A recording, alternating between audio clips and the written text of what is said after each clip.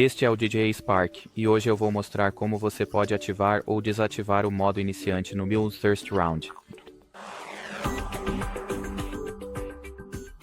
Então, para ativar ou desativar o modo novato, precisará entrar na visualização da câmera DJI GO4.